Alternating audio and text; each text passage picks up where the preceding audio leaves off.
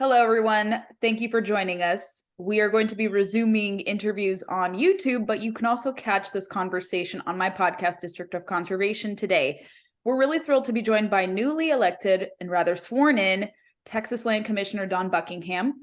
And she's going to talk about what she does in her role, her involvement in conservation, and what people from outside of Texas should know about what's happening in the Lone Star State right now. So thank you, Commissioner Buckingham, for joining me. Thanks, Gabriella, for having me on. I'm excited to talk to you and reach your listeners.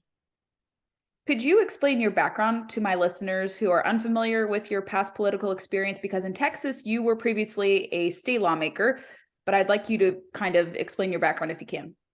Absolutely. So my day job was a physician. So I was an oculoplastic and reconstructive surgeon that really, when I came out of my medical training, figured out how much government interferes with healthcare. And so then I became politically active on the advocate side, advocating for patient-centered healthcare. And then that led me to the school board, which led me to the Texas Senate, where I represented Bandera to Temple to Abilene. It's actually 20,000 square miles of the heart of Texas. And then when this opportunity came up, I was very excited about the opportunity to run and now serve as the General Land Office Commissioner.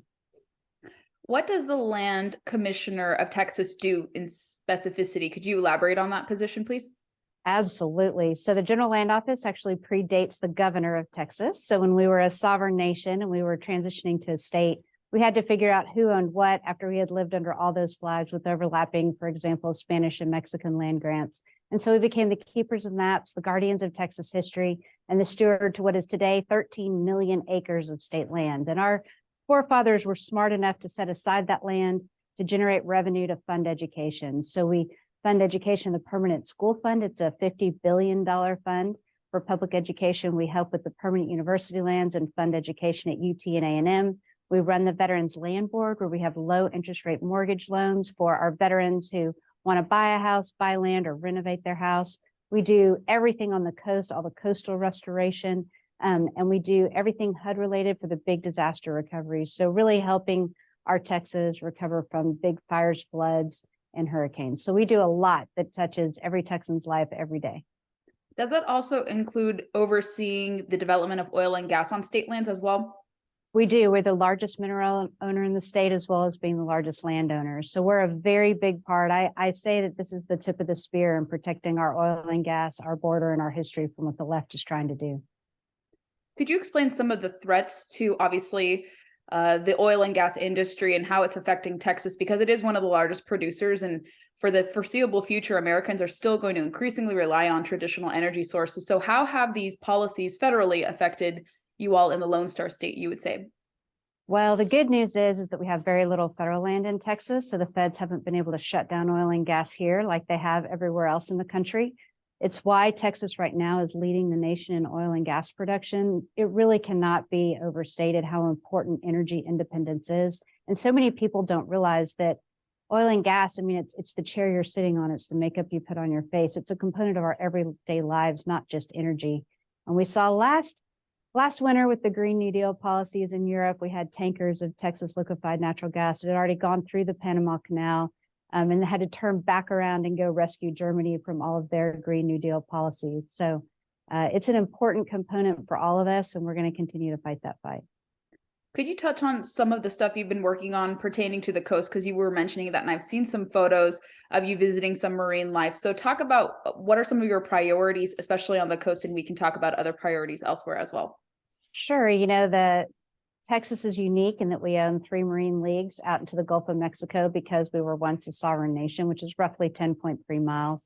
And our bays, our estuaries, our beaches, our fishing are amazing. And so I'm a huge outdoors person, love to enjoy all of that. But we do so much trying to protect our coast from the hurricanes that come, trying to do beach renourishment and fight the constant erosion that happens, and just being sure that we're doing everything we can to support our abundant wildlife and keep it pristine and beautiful. And what specifically led you to have an interest in the outdoors? Do you do fishing, hiking, just general admiration of wildlife? I know Texas has a plethora of different wildlife. I've seen some myself, but could you elaborate more on your personal connection, why you think that helps you in your role? Sure. I grew up in a ranching family, so I always loved, being out in the open. My dad was a big hunter, big fisherman, and so I was his tomboy little girl. and just grew up hunting and fishing and being outside. When we take family vacations, I always say they don't have a whole lot of air conditioning in them because we're always rafting a river or hiking somewhere or kayaking or doing something like that. So I love to be outside. I love the outdoors, and I just love all the opportunities that the great state of Texas affords us to do that. And what specifically, initiative-wise, are you going to be working on both onshore and offshore for protecting the coast? What specifically can someone in your position do in Texas? We do a lot of dune restoration. We do a lot of helping our beaches stay healthy. We work on our estuaries. We work on we're providing good habitat for our marine life as well as our birds. And so there's a lot to do with that. From our oyster bays. I mean, there's just a lot going on to help our fishing, our wildlife, and our estuaries and our beaches stay pristine and wonderful for everybody to come enjoy.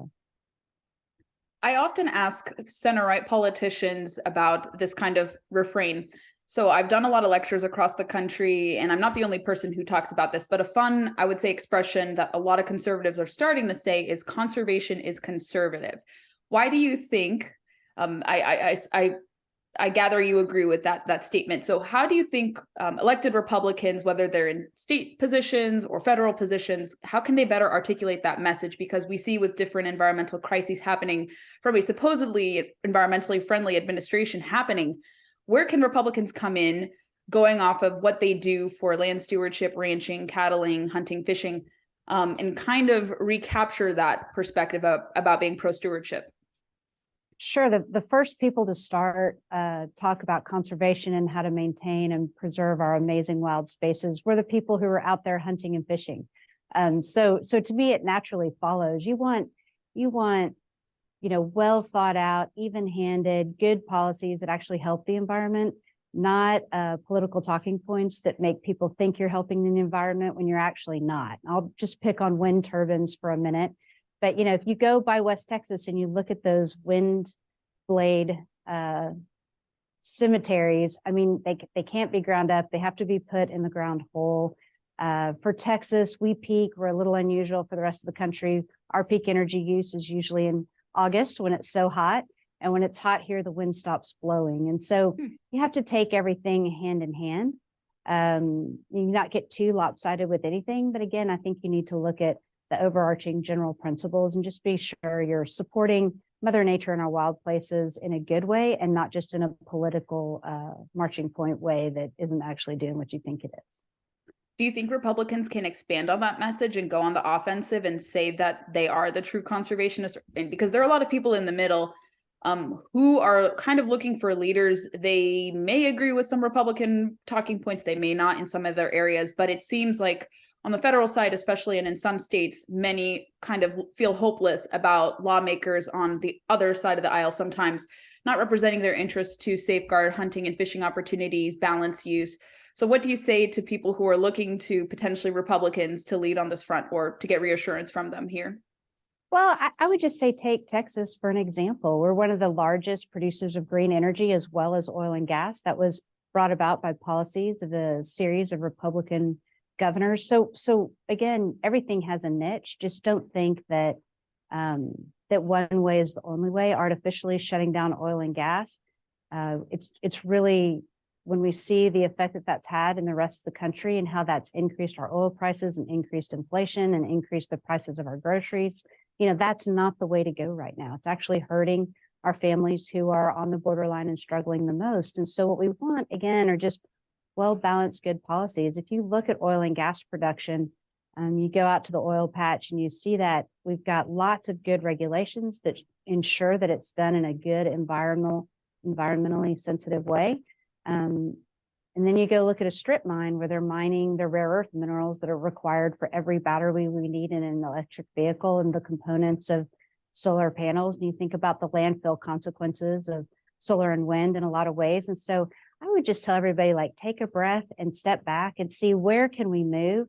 Where can technology advance to bring us the energy answers that we need, and do it in a responsible way, but not do it in a radical way that actually ends up hurting our families who are on that borderline struggling the most. Are you following at all? I know Governor Abbott has since he was reelected. In the most recent years, he's been tracking and opposing a policy called 30 by 30.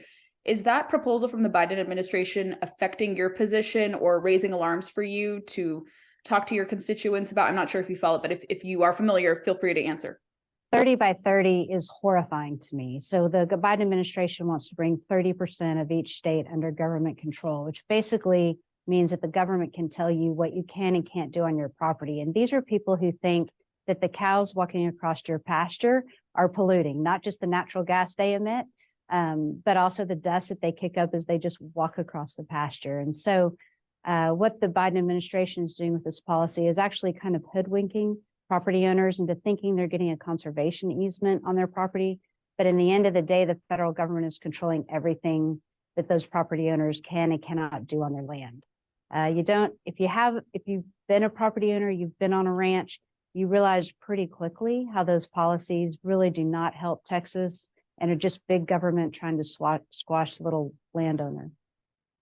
Yes, and in public land area states too, they already have fulfilled the so-called 30% by 30%, quota, and they don't need to do any more. And sometimes a counterintuitive thing that happens is when there's more federal control, there's less stewardship and less balance use. So a lot of states out west are similarly dealing with it, in contrast with public or most largely public land held states like Texas. And so you even see Western states that are largely public held are also opposing it as well. So I appreciate you answering that question, because it has been kind of under the radar. Now they're trying to put biodiversity requirements as it relates to banking and ESG. I'm not sure you handle ESG. I'm not going to inundate you with that because that may be out of your purview. But we will be seeing more, I would say, I think, accounting for biodiversity requirements that do stem from a 30 by 30 policy. That's what the UN recently deliberated on and agreed to in some sort of kind of whole of government statement that has come out. So we may see that from the Biden administration, but I know Texas has definitely been outspoken about this. And that's interesting that your office also handles that as well. You're one of the first, let me correct myself. You're the first woman to serve in your official capacity. What is the significance of that? I know, obviously, we don't want to just talk about, cherry picking and checking off boxes, but it's pretty consequential. How do you feel as the first woman in this capacity, and why do you feel like you're charged to be able to do the role that you're doing?